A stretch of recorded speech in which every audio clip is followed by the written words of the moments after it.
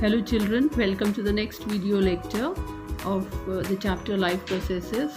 We have already done two life processes, nutrition and respiration. This is the third life process in chapter which we are doing. This is transportation. So children, as you know, transportation means transfer of substances from one place to another. In our body, transporting system is a must. It is required as food, hormones, gases, etc. They need to be transported to all the body cells. For this, we need to have some system that can transport all these things from one part of the body to the other part, as we are all multicellular organisms.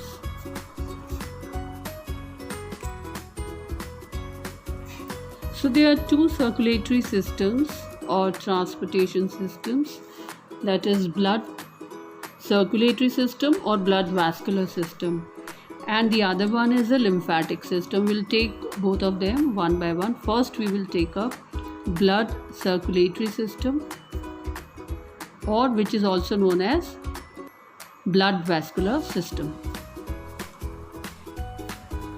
So children, I've already taken up the definition of transportation. Transportation means movement of substances from one place to another. Transportation in humans is necessary because we need to transport digested food in our body, oxygen and carbon dioxide from lungs to all the cells, hormones, salts, waste materials, etc. with the help of a medium which is known as blood. Now this is done with the help of a system consisting of blood vessels and heart, and this system is known as transportation system, or as I have already taken up, blood vascular system, or we can also say circulatory system. Now we'll take up one by one. First we'll take up blood. Blood, as we have done in class 9th also, is a liquid connective tissue which is red in color due to the presence of a red pigment called hemoglobin with a pH of 7.4, and around 4 to 6 liters of blood flows in a full grown body. It is made up of a ground substance. It here, I mean to say blood, consists of ground substance called plasma, in which are present three types of cells. Plasma, which is a ground substance, contains 92% water. So that means it is nearly water only. And just 8% are the solutes. Now these solutes, they include salts, hormones, digested food in the form of glucose, then amino acids, etc. Blood cells which float in plasma, they are of three types. We have done this also in class 9. RBC, red blood cells, or they are also known as erythrocytes. WBC, or the white blood cells, also known as leukocytes, and the blood platelets, which are also known as thrombocytes. Red blood cells, which are also known as erythrocytes, they are biconvex or disc-like in shape. They are produced in the bone marrow of long bones, and their life cycle is just 120 days. Because you know children, when these cells are formed, they are nucleated, but very soon they lose the nucleus and they become enucleated. Here I have written enucleated. And around 20 million RBCs they are produced per second. They contain an iron containing a red colored pigment called hemoglobin. From the name, Hem means iron, globin is a protein. So it's an iron containing protein due to which blood is red in color. Now, hemoglobin has a great affinity for oxygen, and when it combines with oxygen it forms oxyhemoglobin. So that is the role of RBCs. Some information I've given of RBCs. RBCs I'll be showing in the picture also.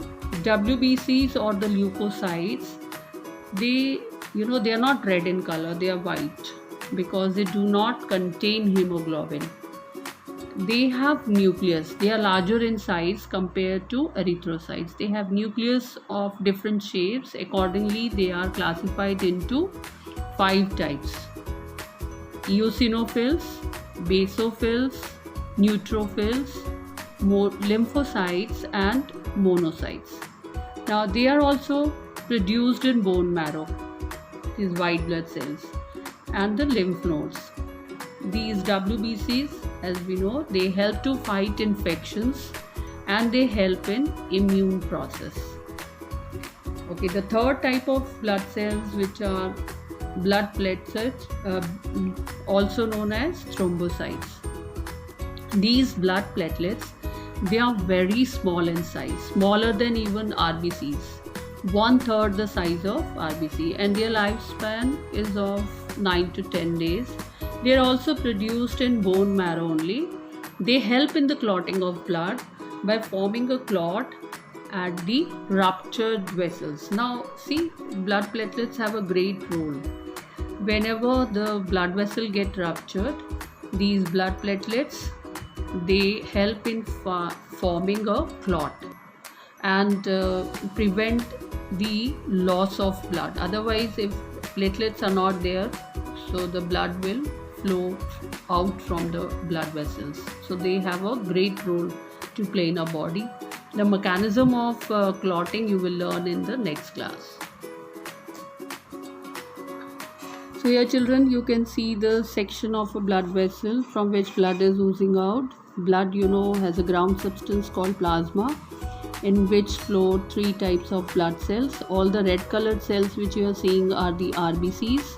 They are disc shaped. Then the large size cells you are seeing with the different shapes of nuclei, like neutrophil, eosinophil, basophils, lymphocytes, they are all WBCs, the white blood cells. And very small in size are the blood platelets. You can see these are the blood platelets. They are 1/3 the size of the RBCs. They help in clotting of blood. So children, blood vessels, they are of 3 types: arteries, veins and capillaries. Arteries are the blood vessels which carry blood away from the heart. Veins are the blood vessels which carry blood towards the heart. And capillaries are the very fine blood vessels where nutrient and gas exchange occurs. So these are the 3 types of blood vessels which we will read in this chapter, or in the circulatory system, cardiovascular system. And in the next slide I'll be showing you the blood vessels, the 3 types, and also the difference between the 3. In this picture now children, you can see artery, vein and capillary very clearly, and I think by the picture only it is clear. Arteries are the blood vessels which are thick walled because they carry blood away from the heart. They are carrying blood from the heart, so they are thick walled, highly muscular, and they have narrow lumen. Okay, the arteries, you know, they break up into very fine tubes called capillaries. These are capillaries which are formed by the breaking down of arteries. So these are also known as arterioles. These are also known as arterioles. Now these arterioles, they distribute blood to the tissue in whatever they are present in the tissue or the organ, and then they collect the blood, deoxygenated blood, loaded with the waste material also if it is present here, and they join to form venules. These are again the capillaries, very fine capillaries, which will form the vein now. So these capillaries, as you can see, they are just 1 cell thick, and they will join to form the next blood vessel, that is vein. So artery will bring the blood, oxygenated blood, to the tissue or the organ, and vein will carry deoxygenated blood away from it towards the heart. So because it is carrying the blood towards the heart now, it is collected from the various organs. So the pressure of the blood will also be less in veins. So the lumen is more here and the wall is thin, because they do not have to be a high pressure. So the difference between arteries, veins and capillaries now I'll show in the next. So in this picture you can see this is a comparative table actually showing the difference between artery, vein and capillary on the basis of direction of flow. Arteries are the blood vessels which carry blood away from the heart. See, this is heart. So in short, it's they have depicted. Okay. Veins are the blood vessels which carry blood towards the heart. You please write the full sentence, children. And capillaries, you know, they are formed by arteries and they join to form veins. Then the second point of difference between them is thickness of the wall. Walls of the arteries, I told you, because they are carrying blood with high pressure, so the walls are very thick. Veins are thin walled, and capillaries, they are very thin, just one cell thick. Valves, the third point of difference. Valves, they are not present in the arteries at all. They are present in the veins and they are not present in capillaries also. Valves, they prevent the backflow of the blood. Pressure in arteries, the pressure of the blood is very high because they are carrying the blood away from the heart. And veins, they are bringing blood from the entire body, so the pressure of the blood is very low here. And similarly, it is low in the capillaries also. Now, function of the arteries, you know, is to distribute the blood, because they carry most of the arteries, you know, they carry oxygenated blood. So their function is to carry oxygen and nutrients, except for there's an exception of the artery, that is the pulmonary artery. That is the only artery which carries deoxygenated blood. Now veins are the blood vessels which carry blood towards the heart from the entire body. They return the blood. So they mainly carry deoxygenated blood or the blood rich in carbon dioxide and other waste, except for pulmonary vein. Pulmonary veins carry oxygenated blood. Rest all blood vessels carry deoxygenated blood. And capillaries, you know, they exchange gases, oxygen, nutrients with the cells and pick up carbon dioxide and waste. So capillaries, it depends. If they are arterioles, they carry oxygen and nutrients. If they are venules, which will join to form veins, then they contain carbon dioxide and waste. Children, heart is a muscular organ of the size of your fist, and it is located right in the center of the chest cavity, slightly tilted towards the left. It is of the size of your fist only, and it is protected in a pericardial sac. Pericardial sac is double membrane, and these membranes are known as pericardium. This pericardial sac protects the heart from mechanical shocks. It is further protected on outside by the rib cage. Now let's do the structure. Heart has 4 chambers. The upper 2 chambers are known as the atrium, the right atrium and the left atrium. The lower 2 chambers are known as ventricles, the right ventricle and the left ventricle. The left side of the heart is completely separated from the right side of the heart by means of a septum. The left side of the heart receives oxygenated blood and the right side of the heart receives the deoxygenated blood. You can further see that the walls of the ventricles are stronger and thicker compared to the walls of the atrium, and the left ventricle is comparatively more thicker.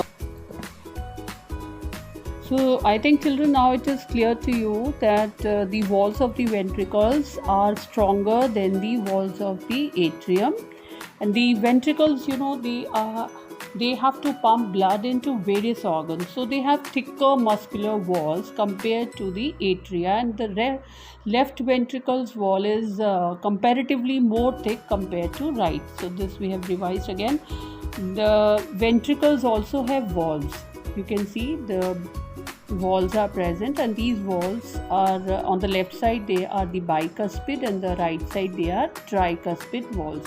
The bicuspid walls are also known as mitral walls. We'll take up later in the next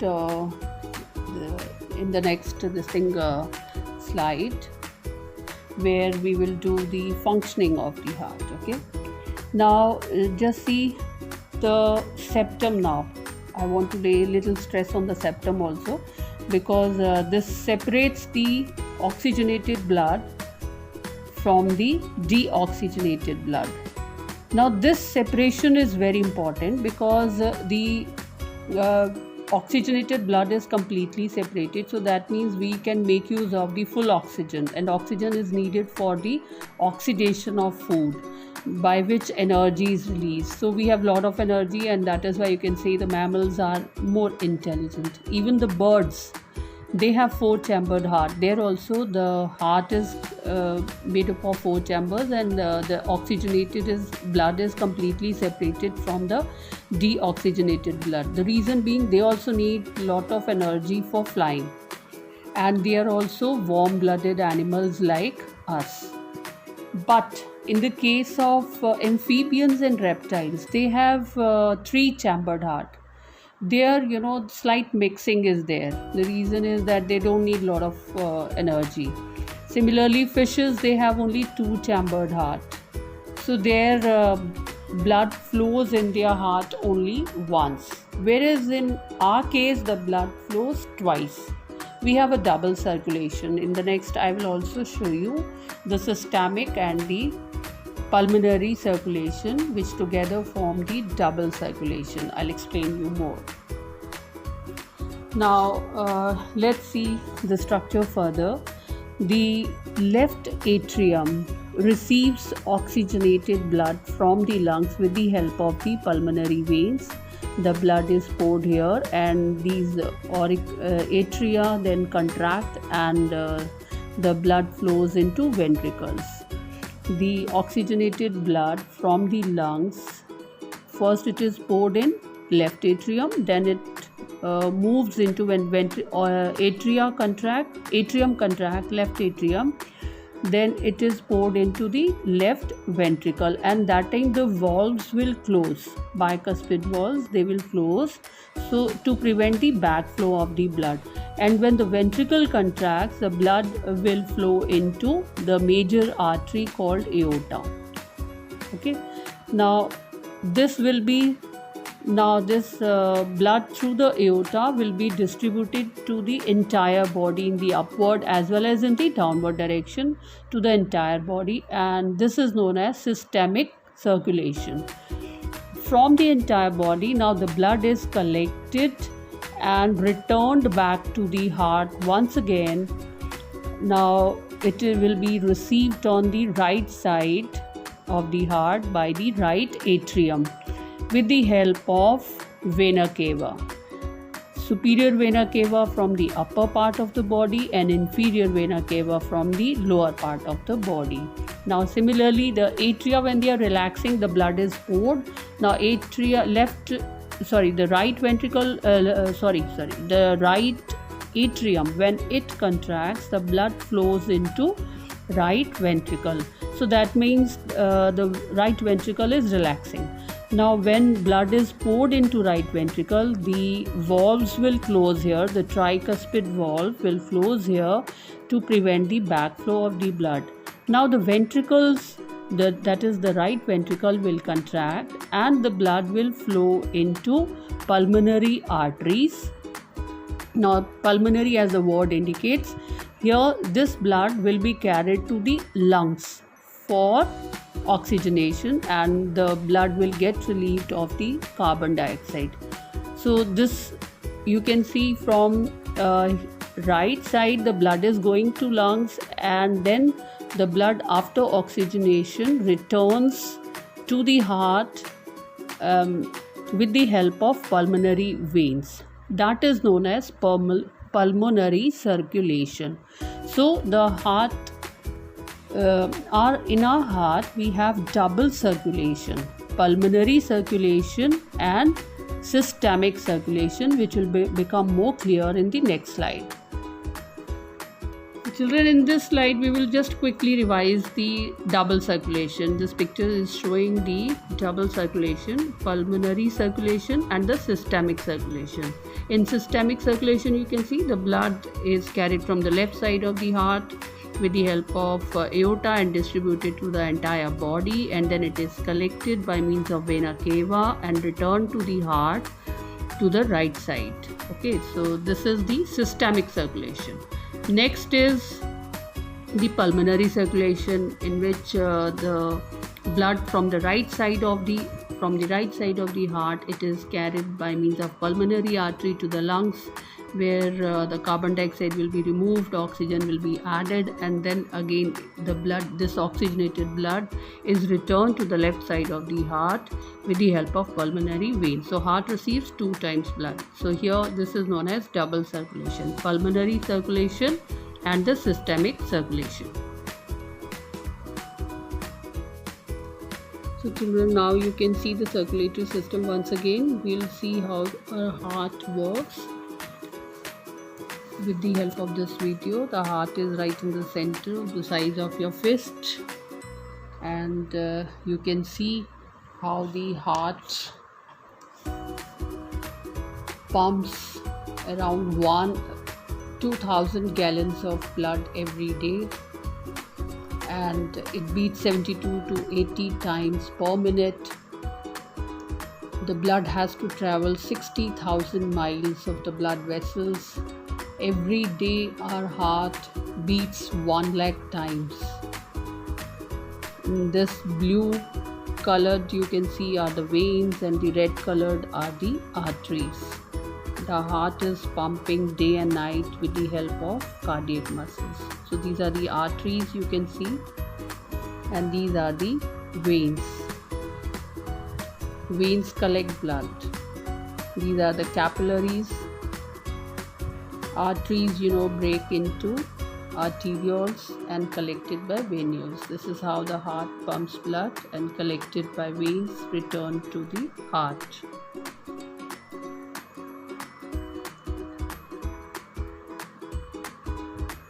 The heart, we have read, has 4 chambers: the upper 2 atrium, the right atrium and the left atrium. The lower 2 are the ventricles, the right ventricle and the left ventricle. I think they are clear.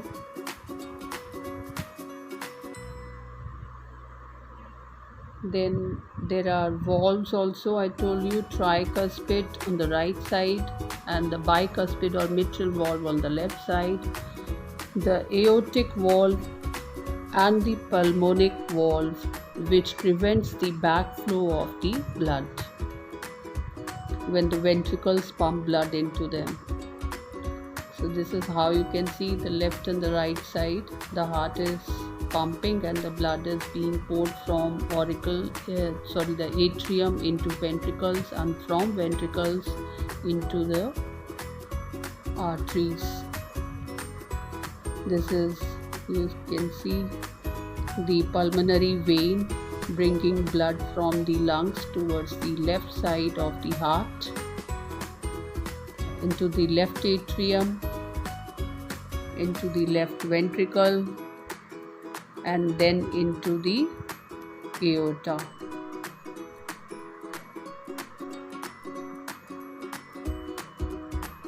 See how it is moving into the major artery called aorta. Aorta will then distribute blood to the entire body. Then it is, see how the blood is carried to the entire body with the help of arteries, which are deep seated, and then at the organ level they break up into capillaries, which are 1 cell thick, collected by veins. Veins bring back the blood to the heart. Here also these are venules. Veins, they all collect and pour blood into the heart by means of vena cava. This is the superior vena cava, pumping or pouring blood into the right atrium and the inferior vena cava, bringing blood from the entire lower body into the right atrium. And you can see the color, that's deoxygenated blood they are showing with the help of blue color, and then it is carried to the lungs by means of pulmonary, you can see pulmonary arteries. The deoxygenated blood is carried to the lungs where the exchange of gases will take place, and then it is returned to the left side of the heart with the help of the pulmonary veins. I think children, now the blood vascular system is clear to you. We'll meet in the next video lecture where I'll explain you lymphatic system. Till then, take care.